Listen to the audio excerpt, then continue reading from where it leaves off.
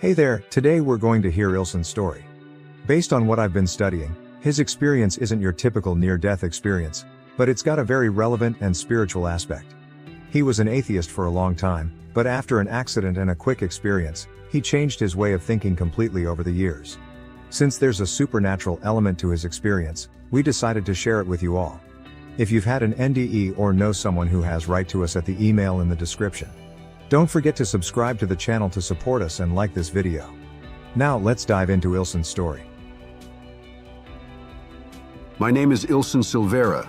I'm a university professor. In 2012, during one of my academic trips, I went to Portugal at the request of my director to give 2 lectures, one at the University of Lisbon and another at the University of Algarve in Faro, southern Portugal.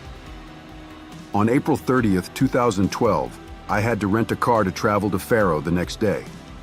I asked my PhD student Leandro to come with me. Since I've never been a fan of driving, I asked Leandro to drive. On our way to the hotel, we were using maps because GPS wasn't that common back then. I was the co-pilot, sitting next to Leandro with an open map while he drove a small car. The avenue where our hotel was located was big, with a median strip and a crossing point between lanes.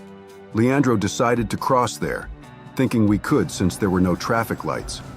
However, we didn't know there was a traffic rule allowing only postal, police, or ambulance vehicles to use that crossing.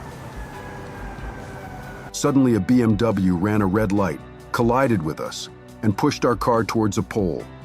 The last thing I remember before the crash was having the map open and then seeing the BMW practically in my lap. After the crash, I remember waking up in a very dark place, but I felt like there were other people around. A very close voice started talking to me saying, "My son, you've had everything you wanted in life. You've been blessed, achieved your dream job, married the woman you desired, traveled the world, and got your dream job. But your journey isn't over. You still need to go through some trials."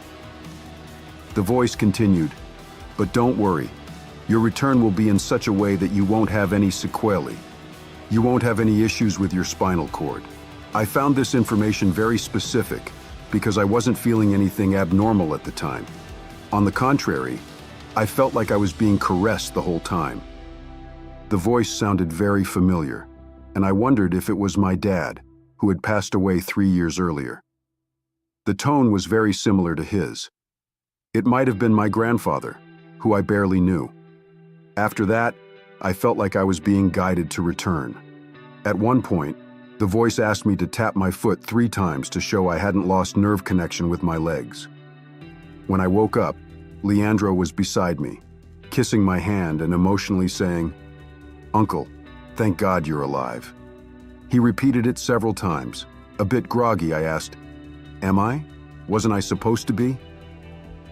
Leandro explained that the accident was really bad and that we were seriously injured. I then fainted again and remember nothing else. The only difference was that when I woke up, they were sawing the roof of the Clio and pulling me out. Before pulling me out, they put a neck brace on me. I was put on a stretcher and taken to the ambulance.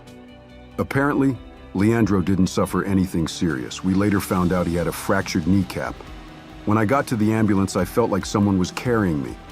I didn't feel a bit of pain, even though I had cut my head on the car's twisted headrest and was drenched in blood. It was a superficial wound, but left a mark on my head. I remember holding Leandro's hand while we headed to the hospital. A paramedic commented to her colleague that it was the first time she'd seen someone come out of such a bad side collision, moving their legs, as there are usually spinal cord issues. I found it curious because it had been mentioned by the voice in that dark place. I arrived at the hospital and received a local anesthetic. They asked if I felt pain, and I said no. They took me for a CT scan, which revealed I had a concussion and several small hemorrhages. I don't know the exact medical terms, but the image looked like someone had splattered liquid on a mirror. I was taken to a semi-ICU, where they stitched my head without me feeling any pain. My main concern was talking to my family. I borrowed a phone from a student in the Science Without Borders program, who was there. Throughout this time, what impressed me most was the feeling of love and peace, as if someone was caressing and reassuring me the whole time. I stayed 2 or 3 days in the semi-ICU of a simple, but very well organized and clean public hospital. It was an old hospital in the historic center of Lisbon. I think it was called São José. I was treated very well there. I'm pretty fearful, and there were people suffering a lot around me, but I always had the impression that someone was protecting and comforting me, a feeling comparable to taking a super tranquilizer and being hugged. This impressed me more than the actual memory of the words in the dark place. A few days later, I went to the same hotel I had seen right before the accident. Leandro and Juliana, my students, took care of me with a lot of attention and affection. Throughout the whole time, I didn't feel any pain. In fact, I have the medical record showing that I never felt pain, which the doctor said was impossible.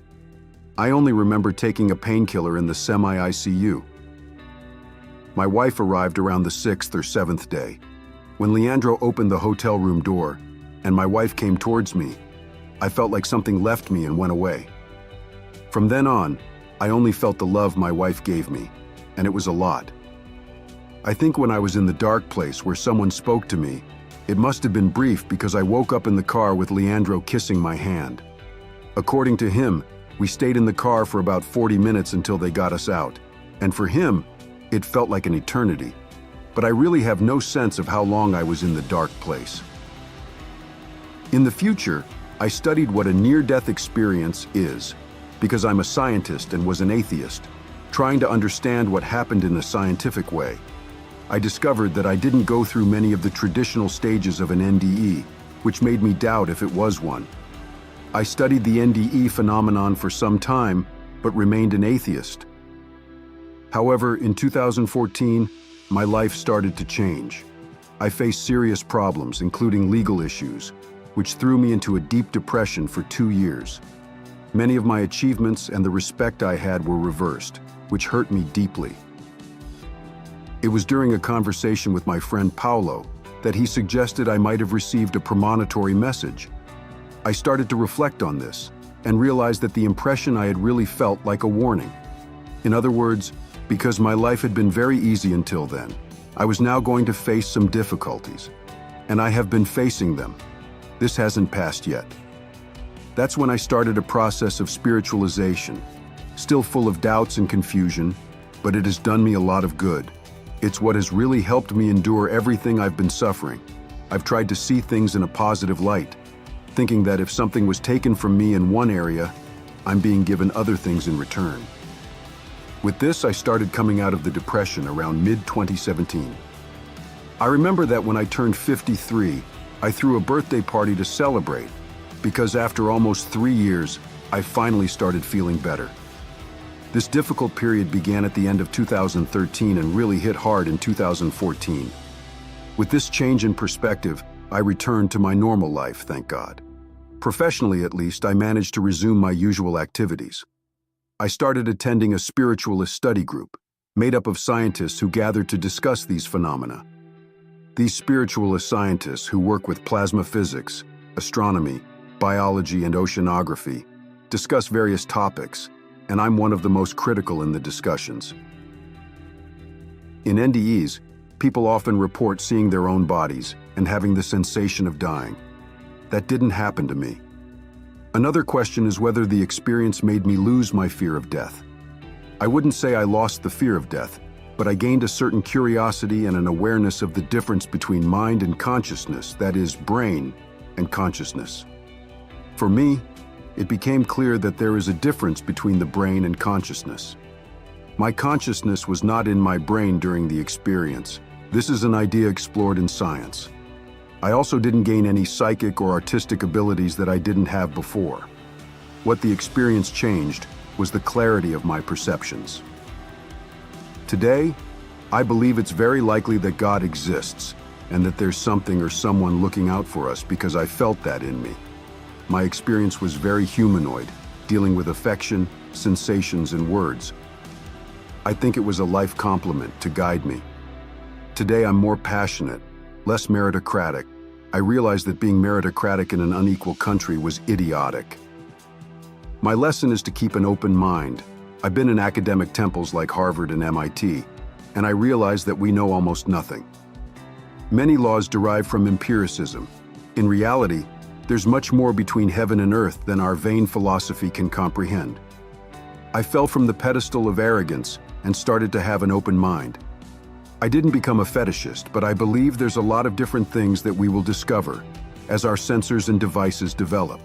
I believe in God, but not the anthropocentric God we've created. We don't have all the answers yet. It would be presumptuous to think we know everything, and that everything can be explained by current scientific knowledge. Incredible, this turnaround in life, isn't it? Even though Ilson's experience doesn't have enough points to be classified as an NDE based on the Grayson scale, it was an incredible journey and I hope it contributed something to you.